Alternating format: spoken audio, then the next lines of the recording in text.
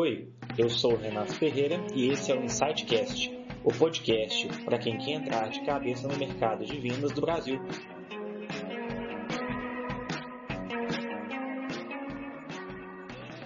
Fala pessoal, tudo bem? Estamos aqui no 10º episódio do InsightCast. Meu nome é Renato Ferreira, sou um dos fundadores da Insight Sales e hoje seu host. Também seria ótimo se você pudesse nos avaliar para esse podcast atingir outros vendedores e gestores. Hoje, pessoal, nós vamos contar aqui com o Brandon Santiago, Head of Growth da Flash Benefícios, viciado em dados e meu amigo. Brandon, é um prazer contar com você por aqui. Fala, Renatão, tudo bem? Fala, pessoal. Obrigado pela atenção e o tempo de todos vocês. Queria agradecer demais aí o convite, o espaço para a gente conversar um pouco aí das nossas inúmeras conversas já que nós temos sobre esses temas aí que a gente gosta um pouquinho de falar. Fantástico demais, ótimo contar com você por aqui. E vamos falar também de um tópico assim que ele não deveria ser polêmico, mas né? Que é dados em vendas, como implementar em sua empresa. E eu acho que ninguém melhor que você, né, Breno, que já trabalha com dado BI há vários anos aí, né? Mas antes de a gente entrar nessa pegada mais negócios, né? Conta um pouquinho assim sobre você, quem que é o Brandon, né, para o pessoal poder te conhecer um pouco melhor. Com certeza, cara. Bom, vamos lá. Não é Brandon, né? Não é mentira, esse é o nome mesmo. Gosto de geralmente começar com a quebrada de gelo. Pai do Benício, meu pequenino baby, 1 e 9 meses agora, quebrando tudo aí. Noivo, hoje eu tô na Flash, como você comentou, né? Mas comecei muito minha carreira lá atrás, principalmente com vendas aí, cara, aquele vendas raiz mesmo de porta em porta, e lidei um pouquinho com Insight Sales que a gente sentia na época na Industal, né? E, cara, eu acabei caindo um pouco mais pro lado de marketing e dados, né? Então, sempre tive aquele amor ali pela parte de vendas, né? Pô, família de comerciantes, meus pais eram camelôs, então tinha na veia desde pequenininho já trabalhando com comércio, mas acabei indo mais para essa parte dos dados, dos processos, e aí acho que nos últimos 3 anos, mais ou menos, eu voltei a estar mais próximo nessa rotina mesmo, gestão principalmente em vendas, e aí, pô, brotou aquele amor de novo, né? Realmente uma trajetória que ela é bem, assim, acaba ficando muito em growth, né? Mas a gente sabe que na prática as áreas elas conversam muito, mas o dia a dia é muito diferente, né? Total. Legal, assim, conversar com uma pessoa que acho que já viveu a dor do marketing, a dor de vendas, a dor do BI, né? Essas áreas que se amam tanto. É até interessante, Rê, porque assim, eu acho que esse é um dos pontos, né, que eu acho que mais me orgulha um pouco do que a gente investiu na Flash, porque no final, quando você olha, e isso é um pouco de dificuldade às vezes para a empresa, que não é tanto do ramo de entender isso, né? No final, você tem uma área que cuida de toda a sua parte de crescimento da empresa, né? E aí não importa se ele é um cara que está olhando um pouco mais parte de geração de demanda, construção de marca, um pouco mais focado em marketing, não importa se é um cara que ele está mais na linha de frente, cativando, mostrando como que é esse atributo de produto, mostrando como esse produto faz sentido como vendas, não importa se ele está indo para outras estruturas de franquias, canais, todo mundo está dentro de um mesmo recipiente ali, né? E eu acho que aqui a gente já tem um problema um pouco de mistificação no mercado, e eu acho que conecta um pouco do que a gente vai falar, que às vezes a gente não joga todo mundo junto, né? Então, na Flash, meio que uma das coisas que eu bati um pé pra gente fazer lá era a área de marketing e vendas estar dentro de um mesmo chapéu, né? Obviamente, a empresa inteira tem que respirar o mesmo KPI, mas quando você coloca as duas estruturas que cuidam de crescimento da empresa, com os mesmos objetivos, olhando os mesmos números, com o mesmo respirar, óbvio, cada um com o seu KPI, né? Mas o objetivo central é o mesmo, o que área é o mesmo, faz todo mundo estar remando junto, né? E aí você tira um pouco daquela mágoa de, marketing tem os dados, vendas tem os dados, tem aquele choque de diferenciação, o problema é o lead desqualificado, o outro vem e fala, não, pô, o problema é que você não está conseguindo atender o cara dentro do response time certo. Então, em vez de jogar nessa de joga a culpa de um lado para o outro, você tem uma visão de uma coisa só, né? Eu acho que as empresas cada vez mais estão migrando para isso, né? Eu acho que até um pouco do trabalho que a Insight faz muito disso, de você colocar tudo na mesma página. E eu acho que a melhor forma de fazer isso é com dados, né? No final, todo mundo olhando a mesma coisa faz todo mundo estar interligado atrás do mesmo objetivo. Com certeza, né? Porque até pensando, igual você colocou, se vendas não vende, o trabalho do marketing é incipiente, né? Se o Claro. marketing não gera demanda, vendas não tem muito com o que trabalhar. Então, você ter tudo ali debaixo de um guarda-chuva, numa estratégia única, né? Padronizado, é realmente outra realidade, né? Uma realidade bem melhor, no caso. Perfeito. Concordo total. Mas bacana demais, Brand. E assim, entrando um pouco na pegada de dados, né, especificamente, a gente sabe que tem se falado muito em dados, em machine learning, AI, né, nos últimos tempos, e principalmente em vendas, né, só que a gente sabe que na prática esse acompanhamento robusto assim, ele não acontece tanto. Por que você acha que esse cenário ele é comum, né, das empresas falarem muito sobre dados e não trabalharem tão bem eles? Cara, ótima provocação. Eu acho que aqui no Brasil, principalmente, né? Eu acho que de uma forma geral no mundo, mas no Brasil acontece um pouco mais. A gente tem algumas síndromes de quase que o sexo na adolescência, né? Eu acho que esse termo dá para aplicar até para muitas coisas, né? Pô, todo mundo fala que faz, mas na prática ninguém tá fazendo. Alguns acham que sabe como é, mas não sabe. Então, eu vejo muito, quando a gente pensa em machine learning, muito próximo disso, né? E aí eu vou até dar um passo para trás e conectar, acho que, duas frentes. Hoje a gente pega um termo bem técnico, né? Uma visão bem técnica quando a gente fala de machine learning, um pouco de regressão linear, um pouco de árvore de decisão, que são termos muito estatísticos, coisas que uma área, às vezes, de BI, uma área mais parruda de data science está acostumada, é o dia a dia deles, e a gente começou a comercializar muitos esses termos, né? Por quê? Porque a gente começou a ver um poder ali absurdo, né? Então, no final, aquele cálculo que o Rei já fazia antes, que era olhar o que ele fez no passado no Excel mesmo, vendo como ele entregava mais ou menos em dezembro e novembro, para entender se o dezembro desse mês vai ser bom, que ele pode esperar com a meta.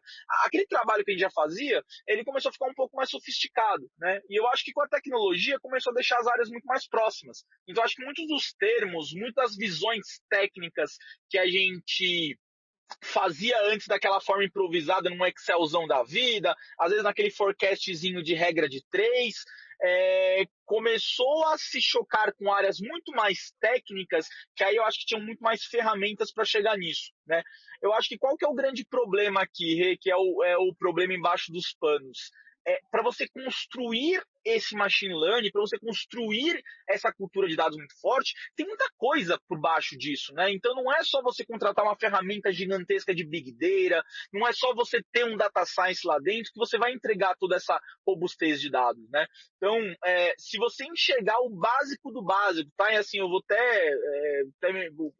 os telespectadores, eu acho que um pouco mais técnicos me perdoem por deixar tão simplista, mas só para deixar todo mundo acho, na mesma página de visão, quando você pega a estrutura do dado, você tem uma preocupação nítida lá no começo que é, o que eu preciso mensurar, certo? E aí você tem um trabalho gigantesco de mapear esses dados. Então, quais são os dados que eu preciso ter mapeado? Como que eu preciso ter isso, né?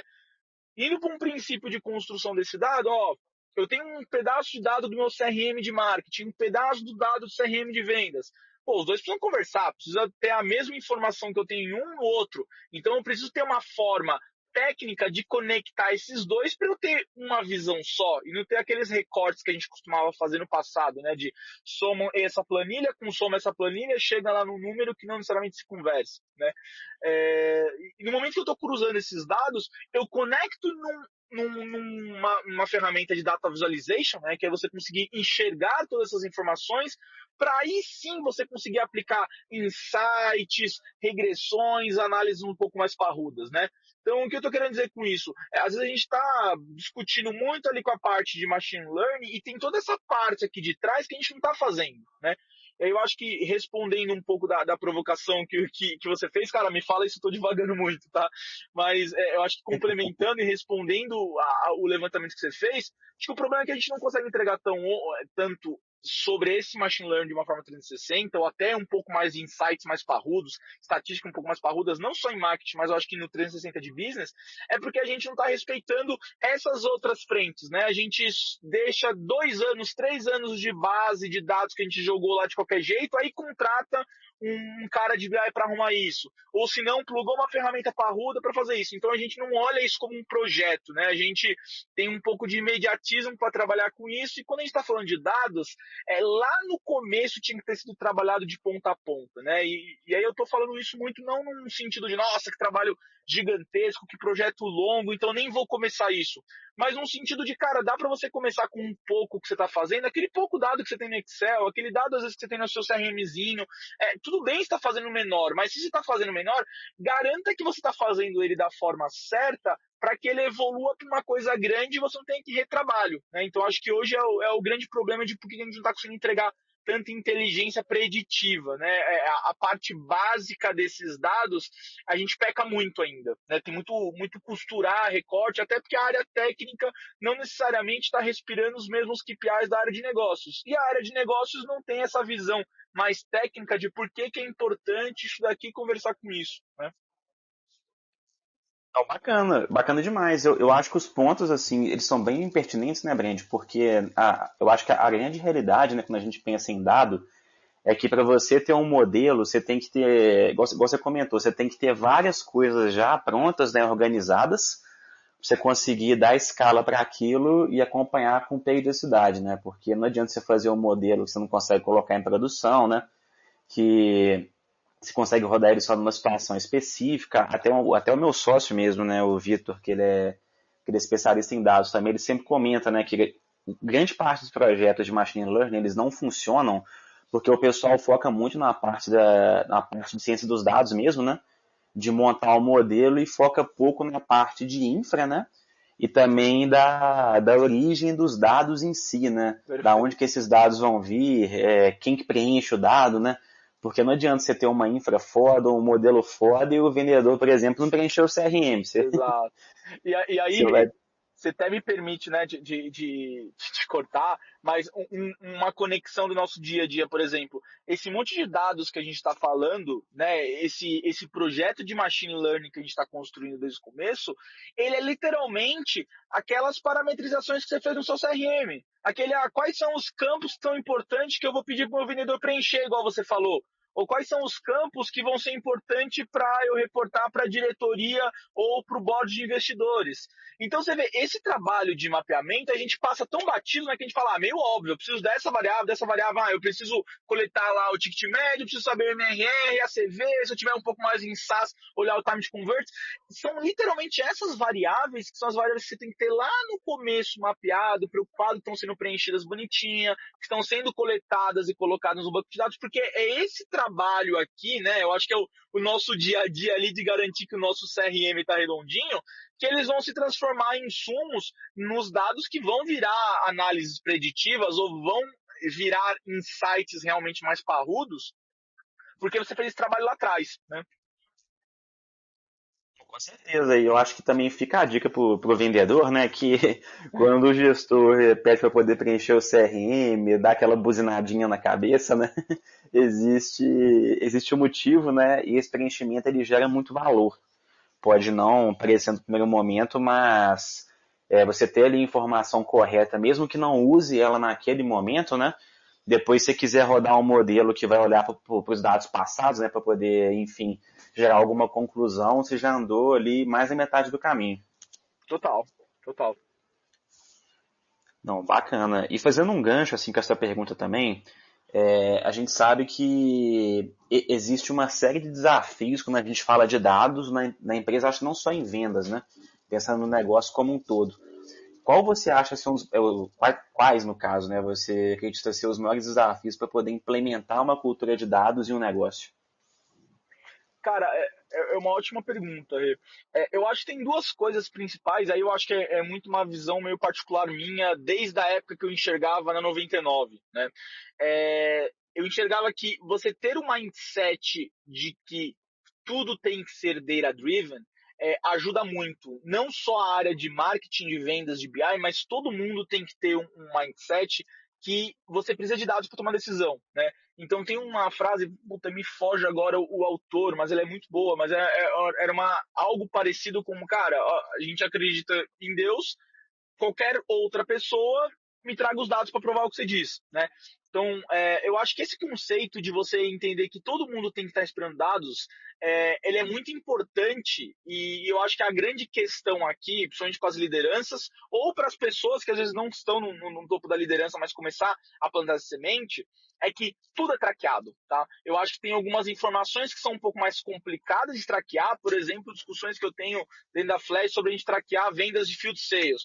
Cara, dá para você trabalhar com alguns mapeamentos via algumas ferramentas de aplicativo, onde você pode plugar isso com o seu CRM, você pode usar isso com Maps para você geotriangular a quantas visitas o cara está fazendo. Então, a grande questão dá para você traquear tudo. Se você parte desse princípio, olha, dá para eu traquear as informações, a questão tem formas e formas de fazer isso, já faz todo mundo ter essa cultura se dá para traquear tudo, então a gente vai se importar em ter esses dados, a gente vai se importar em, antes de fazer um projeto, se preocupar de como que a gente vai traquear isso, né? Uma coisa que eu falo bastante nas minhas aulas, e eu gosto muito de frisar isso, a gente está num mundo onde tem tanto dado, que a gente às vezes fica até um pouco perdido em dizer qual KPI eu devo olhar, né? E aí, para quem está começando, às vezes o startupeiro que está começando agora no projeto, ou um cara que entrou numa empresa que ainda é muito, muito travada nessa questão de dados e digital, ele vira e fala, cara, ó, não dá para mudar essa cultura, né? E aí eu gosto de frisar que, antes de tudo, se você está num mundo onde tem tantos dados ou nenhum dado, comece pelas perguntas. Então, um grande ponto que eu acho que a gente deveria ter de uma forma muito fácil cara, para eu ter a cultura de dados, eu tenho que ter muito claro quais perguntas eu quero responder. E por que isso? E se você começa a fazer algumas perguntas e você não necessariamente tem a resposta, você já gera a provocação de ninguém está olhando isso, e aí, cara, fudeu, a gente tem que ter algum jeito de mapear isso, né? Ou dois, a pessoa que tem uma cultura de dados vai falar, cara, já sei o que eu tenho que correr atrás para mapear de informações, né? Então, eu acho que quando a gente pensa um pouco nessa cultura, ter o mindset data-driven de você dizer, olha, eu preciso mensurar tudo, porque essa informação, eu ter dados me orientando nas tomadas de decisões, e aí não importa se é uma parte mais de business, não importa se é uma parte mais de projetos. Cara, tinha aluno, teve aula no MBA que eu dei pro gestor de projetos, que a gente montou, tipo, OKRs para a área de PMs, sabe? Então, o cara usar KPIs de quantos projetos estão andando por tech, quantas horas homens eu preciso trabalhar com isso, qual o forecast de projetos que eu vou conseguir entregar, pelo nível de complexidade desse projeto. Então, assim, óbvio, tô indo muito do outra ponta, mas é só para exemplificar que não é só dados do nosso dia a dia de business que podem ser mensurados, né? Então, por isso que é muito uma cultura. Se você tem essa cultura que tudo pode ser mensurado, você só precisa fazer as perguntas para ir atrás dessas respostas e aos dados que vão te gerando essas respostas, cara, te abre a mente de você dizer, cara, eu consigo mensurar tudo, eu consigo ir atrás de tudo, né? E aí, óbvio, para executar isso, né? Eu acho que para deixar isso operacionalmente falando viável, precisa obrigatoriamente ter um cara um pouco mais técnico, que aí eu acho que varia de projeto a projeto, né? Então, por exemplo, no meu caso, hoje, lá atrás, né, em early stage, eu trouxe um stag para ser um cara que ia mexer com essa parte de banco de dados, mas aí eu usei suporte, ferramentas, terceiros. Então, tinha uma Insight Sales me ajudando lá desde o começo, tinha outras ferramentas de ETL me ajudando lá no começo, então eu tinha outras fontes que me ajudavam a colocar isso, mas eu tinha uma pessoa técnica que minimamente cuidava de garantir o quê? As parametrizações, aquilo que até o Vitor tinha comentado, né, o seu sócio da Insight Sales.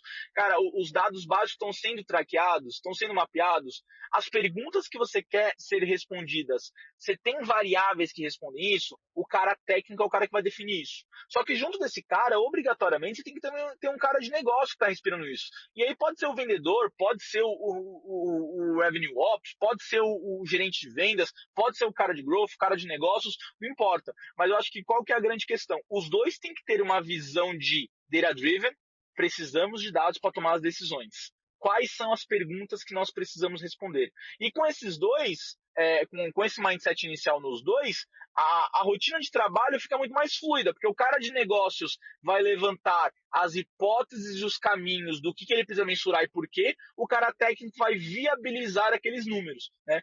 Então, óbvio, estou falando de uma forma, acho que muito mais early stage, principalmente quando está começando esse projeto, né? Eu até indico você começar com projetos, não vire e falar, nossa, vamos estruturar uma área gigantesca, porque você não tem noção de quão buraco embaixo é o projeto, né? Pô, quando eu estava em alguns projetos de Johnson Johnson, por exemplo, a gente ia mexer com um projeto de estruturação de dados para compra e venda de mídias em trade, cara, era um universo bem complicado, uma empresa muito grande, com muitas frentes globais, muitos processos de dados, um parque de tecnologia gigantesco. Então, assim, o resumo da ópera, era um projeto muito mais complexo do que simplesmente criar um banco de dados e jogar os dados lá de marketing e de trade para você conseguir mensurar o resultado, né?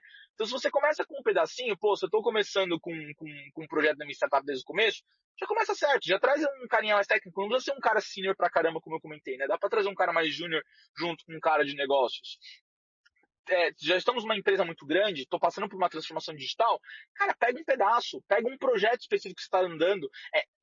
Quando você estrutura aquilo dentro de um mundo menor, você ganha argumentação, porque você vai conseguir ter dados para provar os resultados e mostrar a eficiência. Uma amostra com dados, outra amostra, uma amostra sem dados, uma amostra com dados, com insights, com esse trabalho um pouco mais próximo de BI, é muito mais fácil para você mostrar o valor agregado de você ter alguém olhando esses dados, alguém limpando esses dados, alguém tirando insights em cima dessas informações, né? Eu acho que a gente passa por um mundo que a gente acha que tem o dado, tô tranquilo, né? A gente até brinca às vezes, né, sobre isso, que, pô, às vezes o dado tá lá no CRM, você fala, não, eu tenho o dado, tá tranquilo. Não, mas esse dado faz sentido? Aquela questão que eu falei, pô, você fez as perguntas, esse dado respondeu essa pergunta mesmo? Preocupa com as perguntas que você quer responder, porque quando você pensa nas perguntas que você quer responder, você consegue ir atrás das respostas e os dados vão trazendo isso, né? Então acho que essa é a parte mais cultural de uma forma mais 360. Pensando na parte operacional, tática, eu acho que entra muito o que eu estava comentando, né? Ter um braço mais técnico para conseguir viabilizar toda essa parte operacional. E aí, veja, não precisa ser um cara às vezes tão sênior, dá para você olhar de acordo com o tamanho do seu projeto, de acordo com quanto você vai colocar de esforço. Eu acho que a maior provocação que eu colocaria aqui não importa se você vai começar grande ou pequeno, mas como você vai começar, você tem que começar focado, tem que começar certo, tem que começar não empuxadinhos, né? Então, acho que a questão de projetos de dados tem muito isso.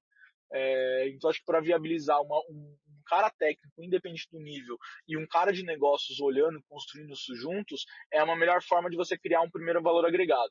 Principalmente pelo momento que a gente tem, né? Que tem muita ferramenta. Eu acho que tem muito terceiro que dá suporte para isso, para a pessoa hoje em dia, né? Então, pô, hoje em dia eu não preciso ter um DevOps do meu lado, um cara de programação para puxar os dados lá do meu CRM para integrar, porque eu tenho um parceiro, eu tenho uma Insight Sales que consegue me ajudar nisso. Então, eu acho que tem outras ferramentas hoje que dá para você puxar isso e conseguir te ajudar a entregar esse valor agregado, né? É muito a questão de você entender o quanto que você vai colocar de esforço nisso e se você está com o mindset certo. Você virar e falar, olha, estou criando uma área de dados, estou criando esse projeto, estou seguindo essa onda de machine learning. Mas você não toma suas decisões baseadas em dados, você não se preocupa em fazer as perguntas que você quer responder. Se você não realmente está interessado em ter os dados, só quer ter dados para se blindar, para se defender, eu acho que você vai perder um valor agregado muito grande ali, né? Porque ali o dado basicamente está te contando uma história do que aconteceu no passado, ele tem muito a te dizer o que pode acontecer com base no que está acontecendo hoje, né? Eu acho bem interessante esse ponto, Brand, porque realmente você tem todo um ecossistema que ele tem que funcionar bem, né? Para efetivamente você implantar uma cultura de dados. Então, desde, igual você comentou, não é só ter um especialista em dados, você tem que ter alguém na área de negócio também que saiba fazer as perguntas corretas, né? Você tem que também ter um braço ali em desenvolvimento, você tem que ter um objetivo com esse dado também, né? Que eu acho que é o mais importante, né? Porque acompanhar por acompanhar também você fica um pouco sem propósito, né? Fica até complicado convencer o pessoal a comprar a ideia, sendo que enfim, nem quem sugeriu, né? Total. Ter mais ou menos uma noção do que quer com Não, aquilo. e é engraçado. Mas, cara, são ótimos pontos. E é engraçado, Rick, até isso que você comentou, pô, eu vivi muitos projetos assim, de consultoria, assim, dentro de vendas, quanto em growth, muito disso, né? O cara quer criar uma cultura de dados e fala, não, pô, agora eu quero ser data-driven, né? Agora eu quero colocar uma ótica de dados muito forte, né? Os investidores me provocaram isso e tal. Pô, tô disponibilizando essa grana, vamos trazer um cientista de dados, vamos trazer um RevOps, vamos trazer um DevOps, vamos trazer um cara de banco de dados, um DBA. E aí, cara, ele tá trazendo uma estrutura super inflada que ele nem entendeu ainda o que ele precisa, sabe? Então, no final, ele tá gastando uma grana gigantesca, ele não entendeu ainda o projeto que ele precisa. Obviamente é um projeto, então vai demorar. Provavelmente, dependendo de como tiver as coisas, vai ter muita coisa, às vezes, para refazer ou para arrumar, que vai depender mais tempo. E aí o cara não vai acreditar no projeto, né? Ou ele vai falar, pô, isso aqui não se paga, então às vezes ele mata o projeto antes de dar aquele tempo, de dar aquele ROI, porque sim, a área de dados dá muito ROI, a questão é muito de você dar o tempo necessário para isso chegar, né? Ou ele também não simplesmente deixa a área lá rodando e não instiga, não puxa, não dá o direcionamento atrelado a negócios para aquela área virar uma área estratégica, né? Pô, cansei de ver a área de BI em empresa que ele era fazedor de query. É o cara que vai tirar os dados lá, vai tirar um Excelzão, vai montar um dash no Tableau para a área de negócios. Cara, assim, tudo bem, você não tem uma área de BI, você tem uma área de Data Visualization. Tá? Se tá topando pagar isso, beleza, mas eu acho que você tá perdendo um valor agregado muito grande ali, né? Exatamente. Se for para rodar query, você contrata um sistema mais simples, né? Que o próprio gestor de vendas consiga fazer isso na mão, os próprios gerentes, né? Consigam acompanhar do que pagar rios de dinheiro, né? Para no final, enfim, só gerar trabalho braçal, né? Não resolver nada. Total. Mas bacana, bacana. Acho que assim, são ótimos pontos, né? E acho que eles nos levam, acho que você já passou um pouquinho por isso, Brenda, mas acho que a gente consegue aprofundar um pouco mais, que é assim, pensando em termos de desenho de equipe mesmo, né? Qual você acha que seria o padrão para poder implementar uma área de dados em vendas? Pensando assim, obviamente, para poder desenhar uma área de dados, você tem que ter um pouco de, um pouco de dinheiro no caixa, né? Não é tão simples assim, mas pensando numa startup, numa empresa que já consiga ali pagar o mínimo. Total. Eu vou pegar um pouco o exemplo da Flash, tá? Porque assim, BI, a parte de dados, principalmente em vendas, né? Até engraçado que a área de vendas foi a primeira área a ter dados na Flash. As outras a gente foi construindo, mas vendas era primordial ter dados. Era um momento muito early stage de Flash, então não dava para ter os recursos e a estrutura que eu precisava, né?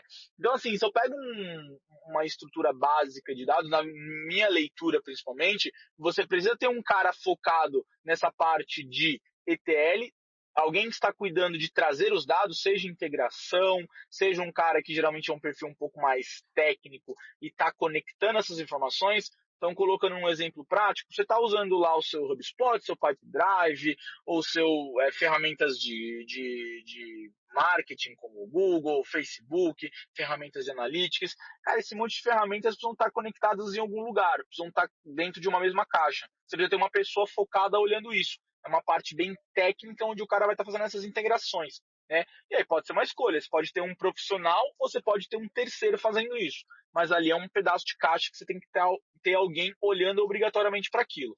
Se você vai através de ferramentas de terceiros, que foi o que eu fiz na minha época, né, no meu caso mais early stage, é um pouco mais tranquilo, porque teoricamente você tem alguém que já tem um pouco mais de know-how, vai ter muita coisa pronta, teoricamente, de dados, de integrações via API, muita parte de consumo de informações, data lakes, que você só vai se aproveitar disso, né? Então é quase, vou plugar na ferramenta, talvez tenha algumas horas de BI e aquilo vai rodar muito sozinho, né? Ou você pode falar, não, eu quero ter alguém focado nisso, e aí geralmente é um DevOps, né? É um cara que entende um pouco mais de programação, ele é um programador mesmo, e vai entender muito de Python, vai entender um pouco de JS, JavaScript, porque o trabalho dele vai ser muito ir nas ferramentas e conseguir construir essas pontes de dados, né? Na maioria das vezes, dependendo da estrutura que você está, esse cara também cuida de infra. Então, é basicamente onde vão estar alocados os seus dados, né? Se é num servidor da AWS, se é numa estrutura física. Dependendo do tamanho que você fica, você começa a precisar ter um profissional focado só em infra, ele cuidando só dessa parte de processamentos na AWS. Olha, quantas pessoas estão entrando necessariamente no meu site, ou quantos requerimentos eu estou tendo no meu banco de dados automaticamente. Então, acho que vira numa escala diferente, mas no early stage, geralmente esse cara ele pode até ser um cara que olha um pouco disso, ou ferramentas terceiras, como eu comentei, né? Minha leitura tem que ter um cara focado para a parte de tratativa de dados e eu acho que a parte que a gente chama lá internamente de querying, né? Que é um DBAzão padrão. Então, acho que é muito do que o BI faz hoje em dia, que é pegar aquela massa crítica de dados que você está trazendo das suas ferramentas, do seu HubSpot, do seu Pipedrive, das suas ferramentas externas, e esse cara vai estar conectando elas, né? Então, o DevOps colocou tudo numa caixa de dados, você precisa ter alguém que esteja costurando isso, colocando numa visão única, né? Então, esta pessoa que eu identifiquei aqui no meu HubSpot é a mesma pessoa que eu identifiquei num banco de dados lá do time de tecnologia, que é o cara que assinou o contrato. Pô, preciso conectar esses dois caras, né? Então, geralmente você tem um cara de DBA, né? Um cara mais técnico para conectar tudo isso. Também pode ser uma ferramenta terceira, né? Às vezes você tem até ferramentas que conectam essas duas pontas, né? No caso de um Walker da vida, que pô, o cara faz um pedaço dessas duas pontas, né? E até Insight Sales faz um pedaço disso. Então aqui, por exemplo, é onde eu gasto um pouco mais do meu tempo hoje. Lá atrás, como eu não tinha uma equipe tão grande, o que eu fiz? Eu deixei uma ferramenta para fazer aquela parte de DevOps de infra, coloquei um Stag para fazer exatamente isso, né, com apoio de alguns terceiros, para ele conseguir fazer o grosso disso, né, integrar, não integrar, mas juntar esses dados, trazer eles em tabelas onde você conseguisse enxergar o dado de ponta a ponta, né, para você conseguir ter tomado decisões.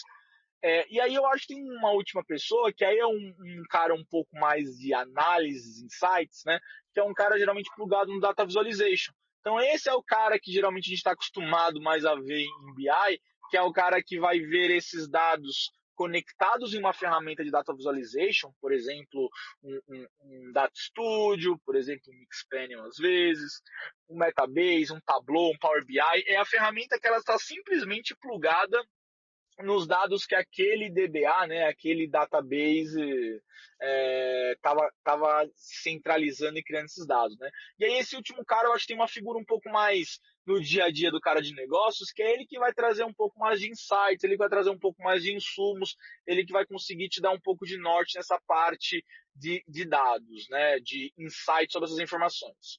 E aí, eu acho que depende muito da sua estrutura, né? Se você está conseguindo investir muito nisso, essa parte de dados aqui, ela começa a evoluir com um cara com um contexto muito de insights. Então, às vezes, um cara de vendas lá, um RevOps, que tem uma visão muito boa de processo, de vendas, e consegue dar muito tom de insights nesse dado.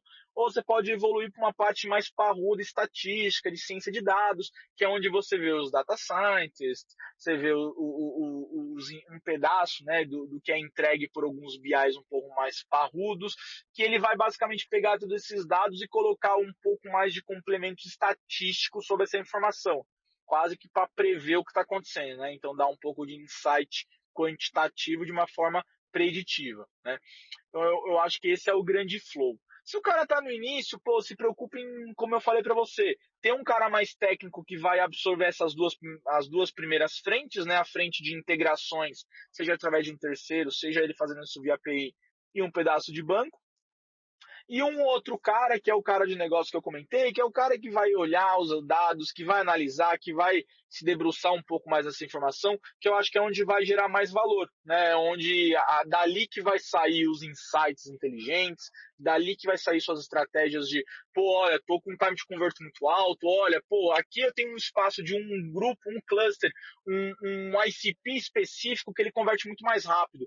Pô, vamos tentar bater e pedir pro marketing trazer mais desses leads, ou olha só, eu tenho um vendedor aqui que ele tá fazendo menos touch points com empresas desse tipo de porte. Puta, ele não tá sabendo fazer rapport, não tá sabendo vender para esse tipo de conta. Vamos tentar canalizar ele para um caminho diferente, né? Até uma parte um pouco mais massiva. Cara, já sei quanto que é o meu churn de empresas desse perfil.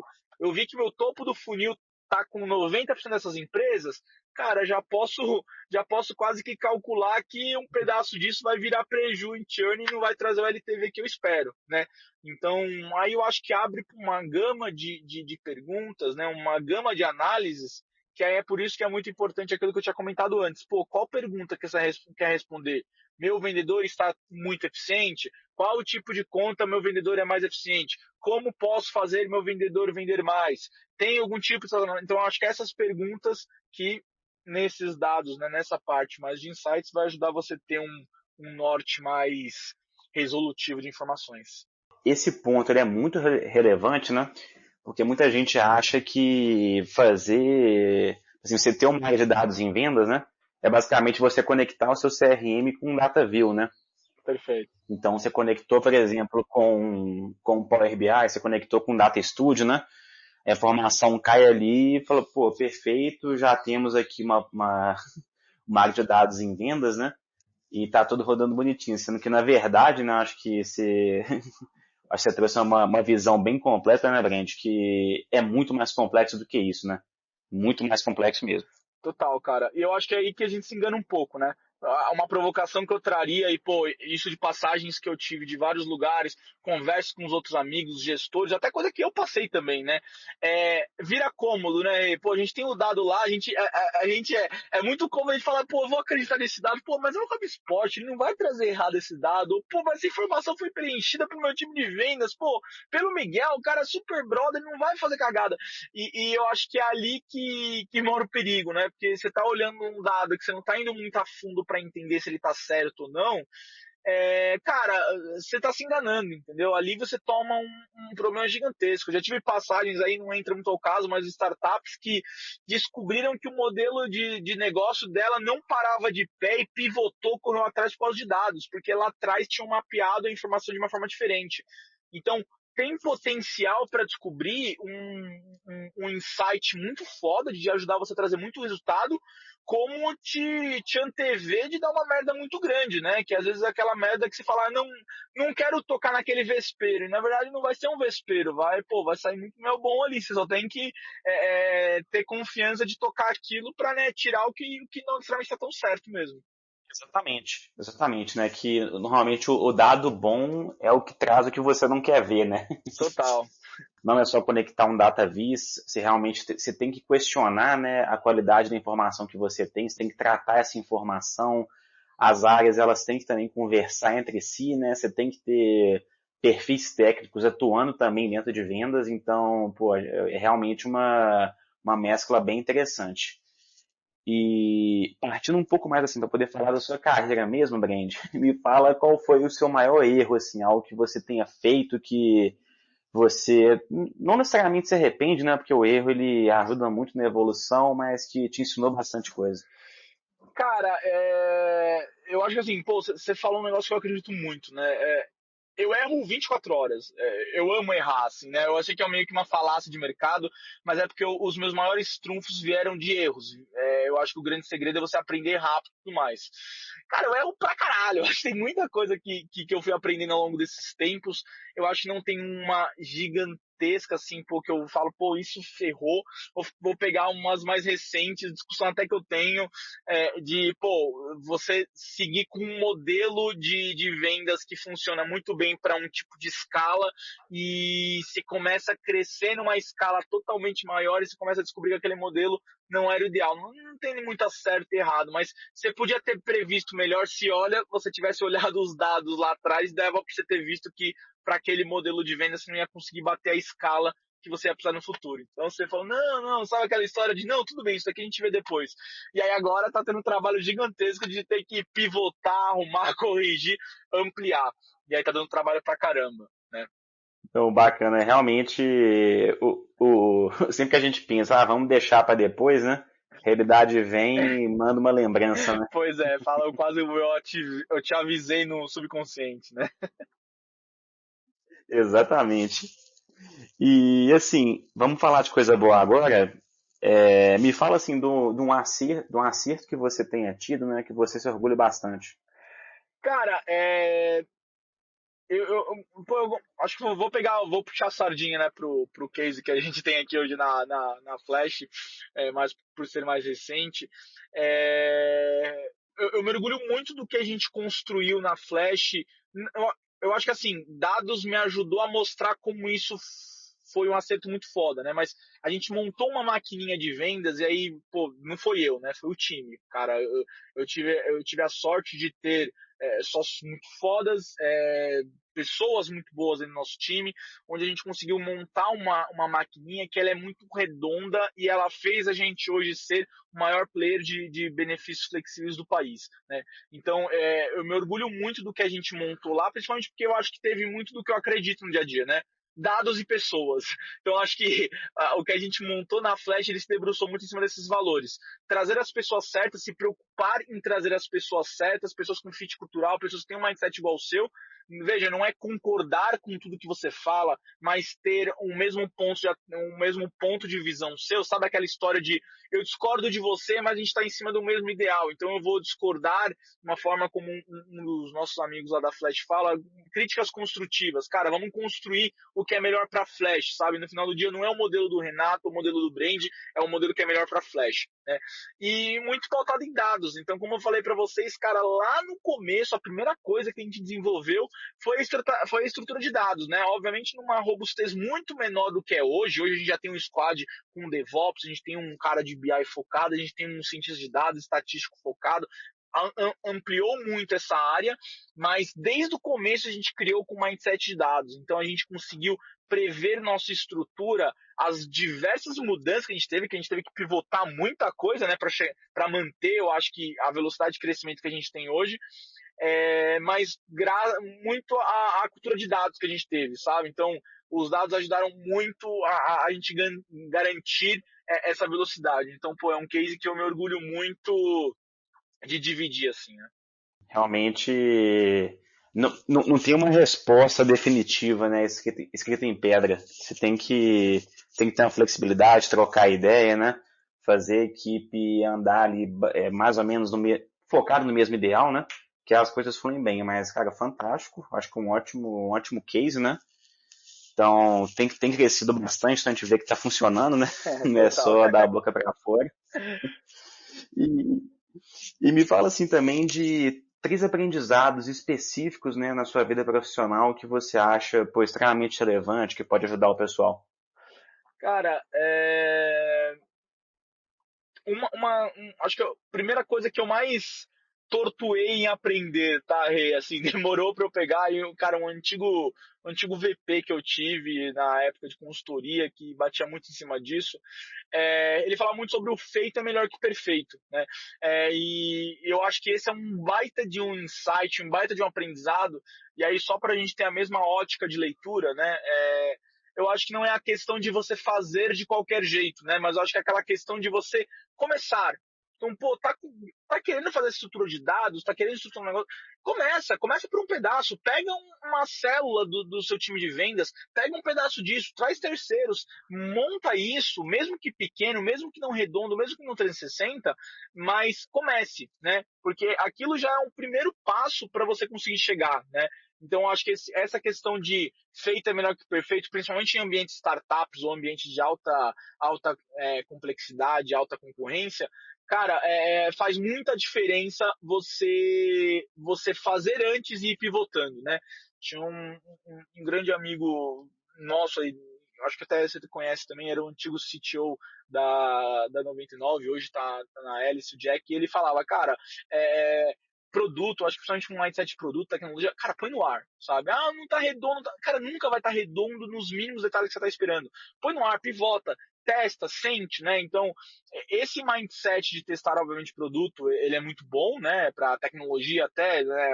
Tem um conhecimento por trás disso que é muito único, que é, cara, você tem uma questão de experiência de usuário que só vai saber testando. O cara tem que usar para te dar feedbacks, para saber o que tem que arrumar. Mas eu gosto de usar isso muito para a ótica de business, porque eu acho que cada tempo conta, né? Cada minuto que você deixou de fazer uma estratégia, ou deixou de pivotar, ou acelerar uma estratégia, pode ficar caro, né? Pode pesar ali na frente, né? Então, eu acho que esse é um conselho bom que eu tenho. Vou puxar sardinha um pouco do que eu acredito, né? Mas aí um conselho muito pessoal meu. Parte de vendas, conecte cultura, pessoas e dados, cara. Cultura e pessoas vai te dizer muito sobre como o cara vai fazer isso com paixão, mas você precisa saber o norte que esse cara tem que remar. Então, você ter isso intrínseco, você ter os dados, ter as informações, ter essa cultura de, eu estou mensurando isso por causa disso, é muito importante, sabe? Então, a gente às vezes se engana de não estar olhando necessariamente todas as informações, ou não estar mexendo com tudo, até porque a nossa rotina é muito corrida, né? Pô, é muito call, é muita conversa, às vezes é muito rapport, é muita coisa qualitativa, né? Que não necessariamente está sendo traqueada, mas é muito importante você ter esse mindset de cultura e pessoas com dados. Para mim é a chave para qualquer tipo de projeto, qualquer tipo de área, qualquer tipo de iniciativa, né? E eu acho que o terceiro, Rê, eu vou puxar quase que um jabazinho para um texto que eu li recentemente, que eu achei bem interessante, sobre como você consegue construir paixões, né? E aí um dos pontos que eu traria aqui tenha paixão no que você faz, né? Mas não cai naquela besteira, né? Eu acho que não besteira, mas eu acho que quase um padrão do mercado a gente acreditar que, pô, você tem que amar o que está fazendo, e se você não ama, vai procurar outra coisa. Eu acho que tem um ponto muito interessante de você procurar paixão naquilo que você faz. E como você consegue construir isso? Sendo melhor naquilo que você faz, né? Então, acho que, parafraseando o que eu estava comentando, cara, o Rei, quando ele começou em vendas, ele não amava necessariamente vendas, né? Ele podia até gostar, tá? Mas quando o Rei era pequeno, ele não amava vendas, nem sabia o que era vendas, né? O Renato foi se transformando num vendedor foda, foi se transformando em especialista em outbound, e toda essa maestria que ele construiu, todo esse conhecimento que ele construiu, fez ele ter uma satisfação aí financeira, reconhecimento de mercado, reconhecimento pessoal, autorrealização, e esse sentimento, eu acho que essa construção de você ser o melhor naquilo que você está fazendo, cria uma paixão interna, né? Então eu acho que o terceiro conselho que eu traria, porque, cara, é foda você trabalhar em algo que você não tem paixão, tenha paixão por aquilo que você faz. Mas se você não ama isso necessariamente, né, pense se talvez não é uma construção dessa paixão de você talvez se tornar o melhor que você possa ser naquilo. Porque talvez isso vai criar paixão nesse trabalho ou nessa ação que você está fazendo, né? Com certeza, eu acho que assim, pô, primeiro, obrigadão pelo elogio, né? Eu ia até brincar quando você comentou aqui, pô, tinha pensado no terceiro, eu sugeri a Biba Água, certo? Durmo 8 horas por noite. Justo.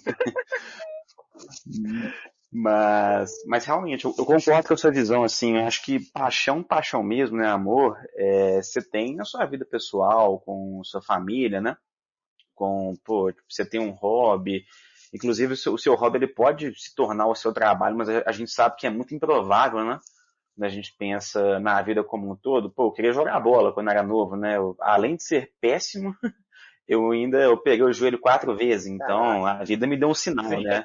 Você não vai jogar futebol. Além de ruim, você não tem a saúde. Mas pô, acho que são ótimos pontos, né? Eu acho que o primeiro é extremamente relevante para quem quer entrar no mercado de tecnologia, que feito é melhor que perfeito, né? Porque o perfeito ele é muito mais uma utopia da nossa cabeça, que normalmente o cliente não compartilha dela. Total. E o feito, às vezes, assim, o seu feito pode ser o perfeito na visão do cliente, ou ele pode dar o feedback mais rápido, né? Você poder melhorar a funcionalidade, atender melhor a expectativa dele. E, cara, pô, acho que são excelentes pontos. E seguindo aqui, agora vamos falar um pouquinho dos seus hobbies, assim. O que você gosta de fazer no seu tempo livre? Pandemia, eu sei que limou os hobbies de todos, né? Total. Mas Tinha, né, aquele hobby do passado, sabe? Aquilo há quase 5 eras atrás, quando não existia, né, Covid e tudo mais. Cara, brincadeiras à parte, eu sou um cara muito ativo de esporte, né? Eu sempre gostei muito, apesar de ser um zero à esquerda para qualquer tipo de esporte com bola, eu sou aquele cara que, cara, qualquer coisa que você me chamar para tentar fazer esporte, eu vou, assim, sabe? Eu gosto muito de engajar em algum tipo de atividade física, né? Hoje, meus hobbies principais é luta, pô, eu sempre lutei, sempre gostei bastante. Hoje eu me aventuro um pouco mais no boxe, aí tenho um tempinho, tenho alguns camaradas aí que, de vez ou outra, né? No passado a gente sair aí na mão num bom sentido entre amigos. Mas minha rotina hoje é muito mais caseira, né? Pô, ficar com meu filhão, acho que quem tem filho deve imaginar, é um amor surreal. Então, ficar com a minha noiva, ficar com meu filho um pouco mais próximo, assistir um pouco de séries, tentar se atualizar o máximo possível, né? A gente já está numa cultura muito louca de você sempre achar que está devendo algo, né? Eu estava muito nessa pilha tempos atrás, e eu acho que de algumas reflexões, eu acho que você tem que dosar bem sua vida, né? Então eu acho que hoje eu tento colocar nesse hobby doses homeopáticas de tudo que me faz bem. Um pouco de estudo, um pouco de família, um pouco de amigos. Me baseio muito em cima disso. E chegando aqui nos pontos mais polêmicos, né, das Ô, perguntas, louco. você prefere São Paulo ou Belo Horizonte? Vixe, Maria, cara, aí você me quebra, né? Cara, eu tenho um amor muito grande por Minas, principalmente, pô, meu pai é mineiro, meu pai é de Conceição do Rio Verde, eu tenho muitos amigos em Uberlândia, alguns amigos, próprio Rei de BH, mas, cara, eu sou paulista, assim, de coração total, eu gosto dessa loucura, eu gosto desse nosso achar que não temos um sotaque gigantesco, de falar mano pra tudo que é vírgula. Eu sou muito paulista, mas eu gosto muito dessa agitação de São Paulo, sabe? Eu acho que pro momento ainda atual de vida, eu gosto um pouco dessa loucura. Quem sabe um pouco mais para frente, né? Agora com filho, com noiva, praticamente esposa, você começa a querer ir para né? Talvez para uma coisa não tão acelerada, ainda bem acelerada, mas um pouco mais um pouco mais devagar, e aí talvez eu traria outros lugares, mas hoje ainda sou um pouco Sampa Lover. Legal, realmente são o. Eu tinha percebido isso realmente. O paulista ele acha que ele não tem sotaque, né? Só que pra quem não Total. é de São Paulo, cara, É tem um. gritante, né? Não é, tipo assim, você vê a pessoa, você fala paulista. Com certeza.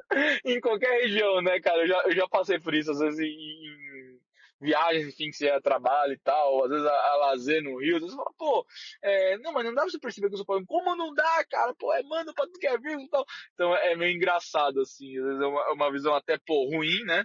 É, de se centralizar e achar, né, que não tem um tipo de sotaque, mas tem muito disso, né? Não, demais. Eu te entendo, cara. Aqui em Belo Horizonte, mineiro também, você é facilmente reconhecido fora de Minas, né? A pessoa, ela olha pra você, você abre a boca, ela, cara, Já você é sabe. de Minas, né? Fala, sou de Minas, meu sotaque, né, pessoal? Você é um pouco mais rápido, fala muito você come a frase, transforma 6 palavras em uma, mas é foda, cara, é foda, tipo, te Mas é um entendo. trem bom. Exatamente, é o trem bom. E uma outra perguntinha aqui bem polêmica, cara, cachaça ou cerveja? Putz, cara, olha, vou te falar que na minha fase atual, minha fase de pai, de desacelerando, eu tô muito mais numa cerveja, né, até umas artesanais, uma cerveja um pouco mais tratada do que cachaça. Já tive minha época aí de destilados e aí, pô, era pirava, né, nos cachaças. Até Minas, pô, né, quase capital mundial das cachaçinhas boas. Mas acho que hoje não tem o pique aí de ter a maturidade de acompanhar algumas doses aí de cachaçinha, né? Fico na cerveja. Ah, justíssimo, o fígado ele merece um descanso também, né? Total. Honestamente, né? E estamos chegando aqui no finalzinho já. Assim, você tem uma dica de meio de conteúdo? Pode ser um podcast, um blog, um Twitter, enfim, sobre qualquer assunto que você queira indicar para a audiência? Cara, hoje em dia eu tenho alguns podcasts que eu gosto de acompanhar, né? O Cash for Closers eu acho ele um podcast realmente legal, né? Do Pseudo Time, o próprio podcast aqui da Insights eu vi algumas das pessoas que vocês trouxeram e pô, achei legal, tem bastante conteúdo de qualidade, né? É, outbound marketing, né? Acho que os sites mais padrões para trazer esse tipo de conteúdo. Eu também gosto muito de estar antenado no mundo de marketing, né? Pô, tem o pezinho ali, então eu viro e mexe, vejo o conteúdo do pessoal da Avelar, né? Do Rafa Avelar, o CMO Playbook.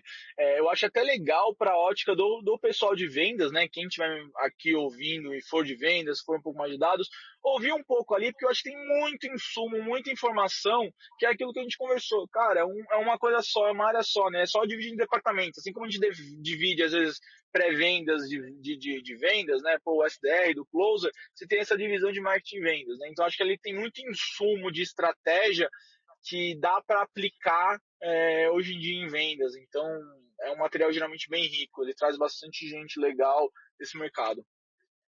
Oh, fantástico, fantástico. Ótimas recomendações de conteúdo aí, né? De quem consome bastante.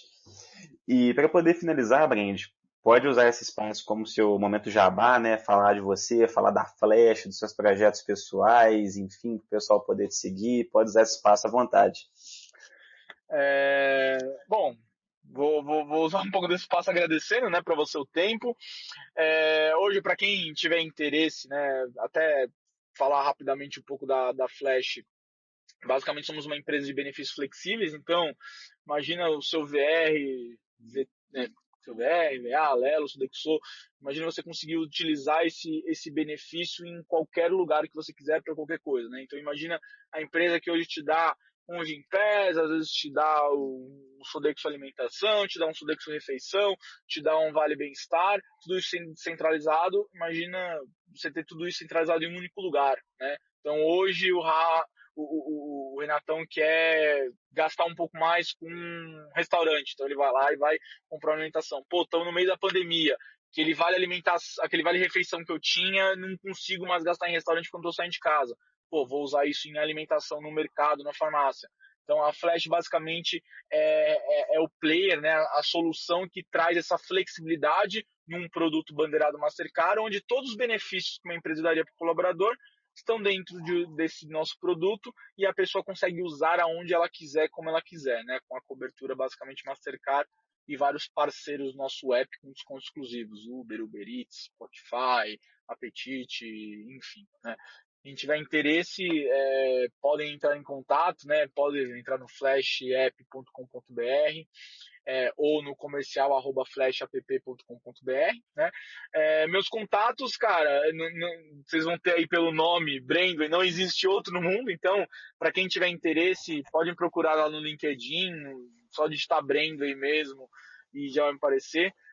Cafés virtuais, bate-papos, conversas, enfim, eu fico super à disposição, todo network é super válido. Até eu e o Renatão nos conhecemos exatamente num cenário parecido com esse, e virou amizade de longa data. Então, para quem eu puder dividir um pouco de conhecimento, conversar e aprender, obviamente, estou totalmente à disposição. Eu acho que fica a dica aí de uma solução bem massa, né? Acho que pensando em pandemia fica melhor ainda, né?